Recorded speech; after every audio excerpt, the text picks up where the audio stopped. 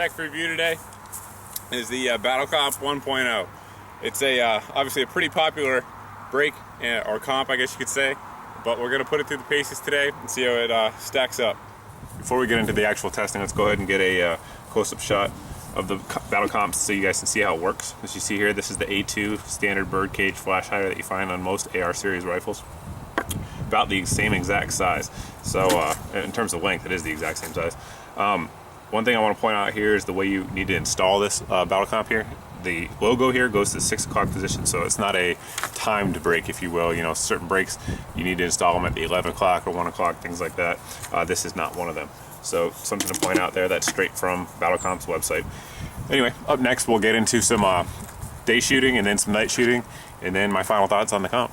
So I got the shot timer on my hip. I'm going to go ahead and see how many shots I can put on that piece of paper for 15 yards. There's already 3 shots in it, just to let you know, because I was already shooting at it just to make sure I was good to go.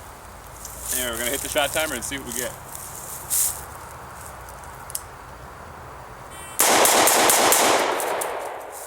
Let's go check the target. I accidentally reset my shot timer, but the total time was 1.3 seconds. Let's take a look at the target here. We have 1, 2, 3, 4, 5, 6, 7, 8, which makes sense because I said there's 3 already on there. So we had all shots on there in 1.3 seconds for 5 shots with the Battlecomp. Not too bad in terms of muzzle control. We got the Battlecomp out here, and the rounds we're using are just 55 grain Silver Bear, so there's no flash retardant in it there. We're going to see what kind of flash signature we get with the Battlecomp.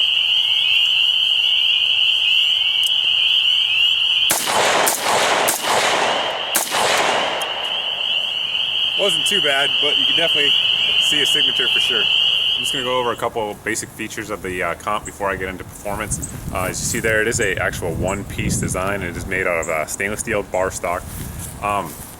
This is the 1.0, just like the title indicates. The 1.5 is intended for use on 14.5-inch barrels, so that way it can be pinned on there and still be a non-NFA item. So it's a little bit longer, but essentially is the exact same performance. The 2.0 is for folks who want to run suppressors. It essentially looks very similar, but the difference is it has the attachments and threading so that way a lot of aftermarket suppressors, some pretty common ones, I'll put them in the notes here, will work with the 2.0, but this is the 1.0. Alright, last kind of feature of it is cost. You know, obviously cost is always a factor. The cost on this, I think the MSRP I want to say is $150, but in real world you see it in stores anywhere from like $100 to $120, somewhere in that range, depending on where you're getting it. So in terms of comps, it's kind of mid-priced. I mean, you see some out there that are like $400 or $500, which I just think is absurd, but it's more than, say, like the $30 or $40 comps out there that you're going to see. But in my opinion, as you guys saw out there during testing, it performs very well. In terms of side blast, that's kind of the first thing everybody wants to know about a comp. If you're standing next to this, and while you guys saw in the video my wife firing this, I was standing right to the side of her, the side blast is not like a typical comp. You're not getting blasted, you're not getting concussion, things like that. So if you're working on a team, this is definitely something you want to consider. The comp does well in that. Flash signature, you guys saw it there during the night shooting. That the flash signature is not bad at all. I was using that cheap Silver Bear ammo with no flash suppression in the ammo, and the signature wasn't bad. In fact, it was pretty comparable to an A2. I mean, the actual shape of it's different, but in terms of overall flash, pretty comparable. And the felt recoil is great. That's where this comp excels, in my opinion. You're able to keep the muzzle on target a lot easier than, say, like a A2 flash hider. That said, we all know the 5.56 round doesn't have a lot of recoil, but any advantage you can have in a gunfight, in my opinion, is a good thing. So if you can get more rounds on target more quickly, you're more likely to win that fight. So all in all, I mean, is it worth it? Is it worth the money to you? I can't answer that question for you. It's something you guys are going to have to answer. But if you have a budget for a comp of, say, $100, $120, it's definitely something you want to look at, in my opinion.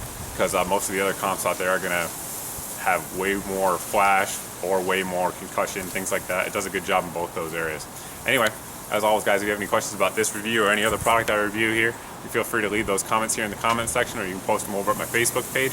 But thanks for watching, thanks for subscribing, and we'll see you guys in the next video.